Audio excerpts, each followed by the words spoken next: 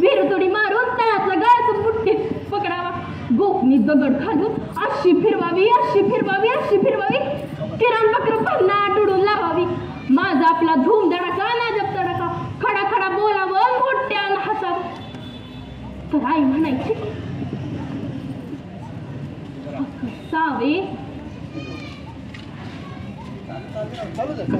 पोरीची जात तुझी पोरीच्या जाती ना असं मोठ्याने हसून.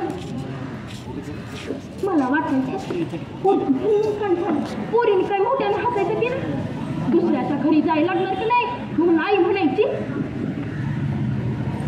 सावी आता बस झालं तुझं हुंदडायचं. आता मोठी झालीस ना तू जरा स्वयंपाक पाण्याचं गुराढोराचं करायला शिक. आणि मी बाहेर पळून जायचे. हसच एकदा जांभळाच्या झाडाखाली खेळत असताना वर बघितलं तर जांभळाच्या शेंड्याला असं जांभळाचा घोसत घोस लटकत होता. पोरीना म्हटलं तुम्ही थांबा खाली मी चढती झाडावर. अशी सरसर सरसर झाडावर चढले चढले काताना फांदी. अशी टप्पोरी पिकलेली जांभळं काढलं एक आणि टाकलं तोंडात. लय गोड अगं पोरी नो लय गोड हाय ती जांभळं. असा केला वाटा काढ जांभूळ की टाकपटीत काढ जांभूळ की टाकपटीत काढ जांभूळ की टाकपटीत. भरला की बेटा कर्दीची पाय भाजी फांदी सुटली आहे मी पडते मी पडते आई जांभळा मी पडते. माझा असा आरडा ओरडा ऐकून आई आली धावत. हवं इकडे या हवं इकडे या आणि बघा लेकीचा परता. माझं असं लोंबकळणारं ध्यान बघून बाबा लागला हसायला. बाबांनी मला खाली उतरवलं. अरे आई लय खवळले. हवं लगीन करायचं ना व्हायचं. हातपाय मोडलं तर कोण पत्कारी हिला जन्माचं वज्ज होईल वज्ज.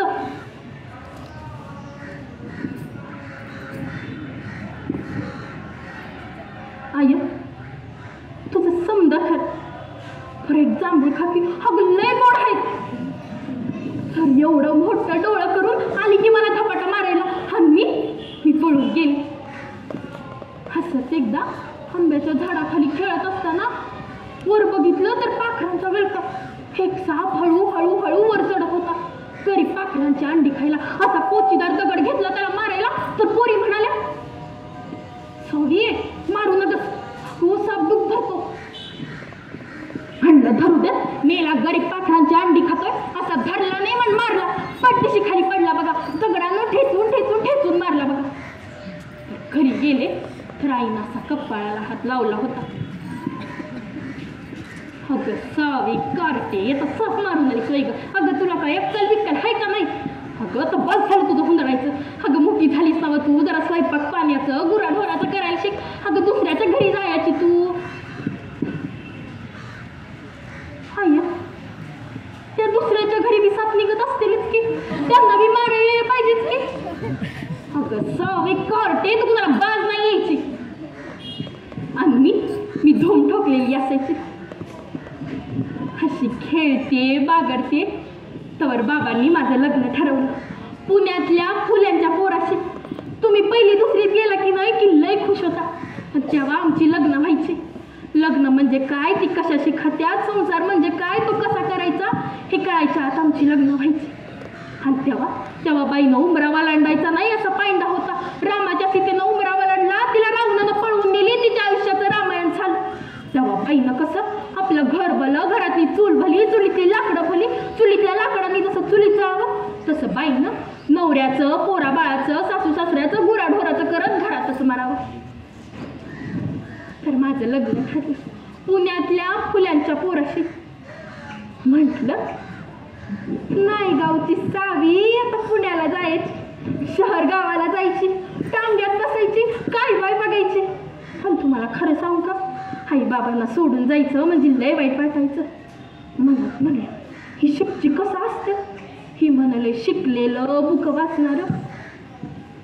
मला नाही येत ह्यांच्यावानी पुस्तकं वाचायला बुकं वाचायला. पण मी पण काही कमी नाही. मला सरसर सरसर झाडावर चढायला येतो नेम भरून मारायला येतं सगळ्याच्या पुढं पाहायला येतं विहिरीतोडी मारून तळ्यातला गाळाचा मुठीत काढायला येतो.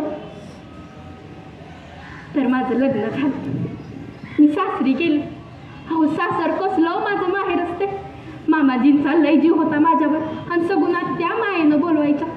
सगुणात्या म्हणजे शेटजींची मावस खाई.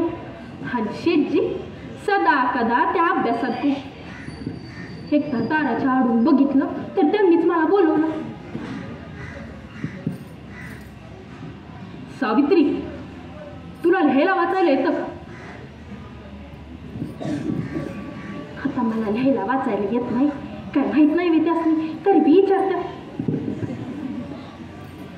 साऊ, तुला लिहायला वाचायला येतं का? नाही येत मला तुमच्यावर लिहायला वाचायला नाही येत. पण मला सरसर झाडावर चढायला येतं, सगळ्यांच्या पुढं पळायला येतं, नेम धरून मारायला येतं आणि मेरीतोडी मारून तळ्यातला गाळचा मुठीत काढायला येतो. तुम्हाला येत नसेल तर शिकवीन मी तुम्हाला. तर असं गालात हसलं आणि बसलं की डोकं खुपसून पुस्तकात. तर हे माझं शेठजी शाळेत जायचं आणि घरी असलं की हे वाच ते वाच, हे वाच ते वाच, नाहीतर लहुजी बुवांकडं दानपट्टा कसरत शिकायला जायचं. सगळी म्हणायची ही लय हुशार, बोलायला हुशार, अभ्यासात हुशार, असं देखणं दिमागदार तरतरीत. मला यांना शेठजी म्हणा वाटायचं. एकदा विचारलं, अगं तुम्हाला शेठजी म्हणू? तर असं गालात हसलं आणि म्हणाले. तेव्हापासनं मी यांना शेठजी म्हणायला लागले आणि ते पण मला आवाजावर घालायला लागले. त्यानंतर शेठजींनी मला कधी एकीने हात मारली नाही. तर दिवस सरत होता, महिना सरत होता. एक दिवस शेठजी त्यांच्या ब्राह्मण मित्राच्या लग्नाला गेलं होतं. घरात आलं तेच वादळासारखं. मी त्यांना विचारलं, काय झालं शेठजी, काय झालं? अपमान केला त्यांनी माझा, अपमान केला. ब्राह्मणाच्या वरातीत हे खालच्या जातीचं पोर चालतच कसं, असं सगळेजण बोलत होते. शेवटात एक जण पुढे येतो आणि आम्हाला म्हणतो कसा, शिव शिव शिव शिव शिव शिव विटाळलीस ना रे सारी वरात.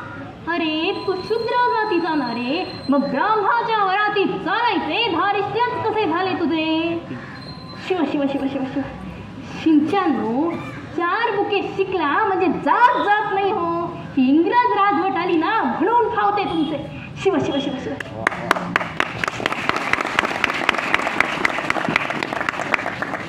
असा भर वरातीत त्यांनी माझा अपमान केला. म्हणजे वरातीतल्या घोड्याचा त्यांना विटाळ होत नाही आणि माझा विटाळ होतो म्हणजे मी जनावरापेक्षाही हलका नाही. हे बदलायला हवं सावित्री, हे बदलायला हवं आणि ते मी बदलणार, मी बदलणार. सावित्री, कपड्याच्या बदलायला आणू. माणसाचा माणूस पण टिंबवणाऱ्या धर्माच्या नावाला शेवटच्या अंघोळ करून घेतो. आणि गेलं की विहिरीवर भरा भरा भरा गार पाण्याच्या बादल्या अंगावर ओतून घेतल्या आणि परत आल्यावर मला म्हणतात कसं, सावित्री तुम्हाला म्हणत होतो ना ते हे जातीचं खून, यांच्या जुलमाचे पाडे मोठेच सावित्री. पण हा ज्योतिबा ते वाचणारे, हा ज्योतिबा ते वाचणारे. सावित्री, सगळे आमच्या विरोधात जातील, तुम्ही राहाल ना आमच्यासोबत? शेठजी, शेठजी कशा पायी विचारता? तुम्ही जे कराल ती मी करीन, तुमची सावली बनून आहे.